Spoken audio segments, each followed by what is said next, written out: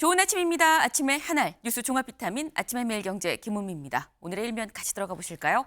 매일경제입니다. 삼중 악재의 탄핵 리스크, 죄 없는 경제만 붕괴입니다.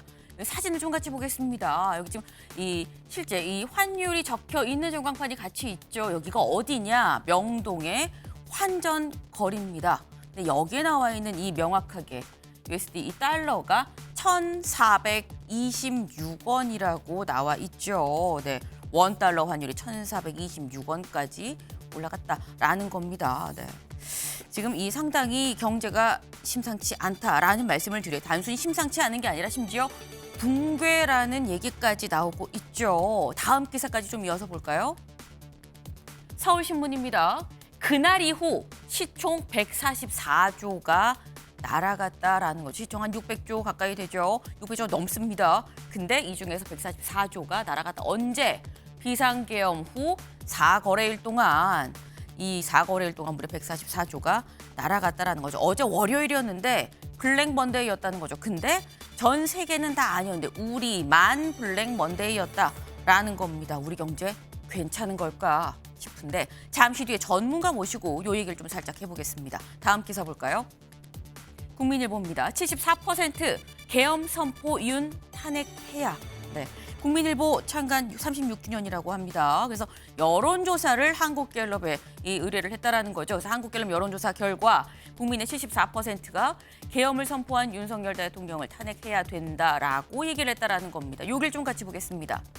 탄핵에 대해 어떻게 생각하십니까? 찬성한다 74, 반대한다 23, 모름봉응답 3이었다라는 거죠.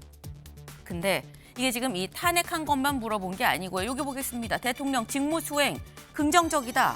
물론 통상 이걸 이 대통령 지지율이라고 얘기를 합니다만 엄밀히 말하면 다르긴 합니다만 이 직무수행 긍정적이다라고 얘기하는 거 11%다라는 거죠. 지지 기반 무너진 거 아니냐라는 얘기가 나온 이 59%가 탈당을 해야 된다라고도 응답을 했다고 하네요. 관련해서 다음 기사까지 좀 보겠습니다.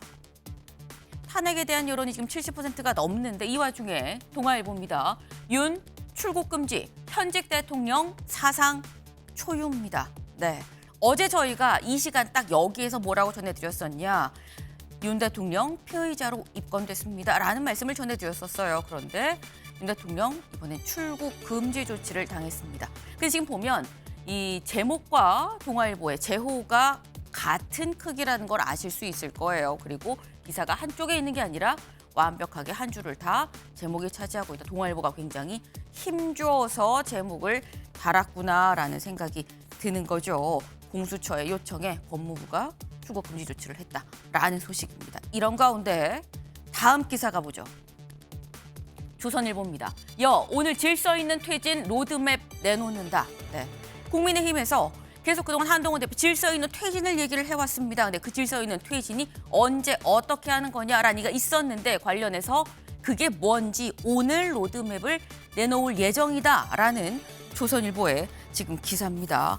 언제 어떻게가 오늘 나올 것인지 그리고 그렇게 나온다고 한다면 야당이 받을 수 있는 아닌 건지 요 얘기를 잠시 뒤에 대담으로 좀 진행을 해보겠습니다. 다음 기사 볼까요?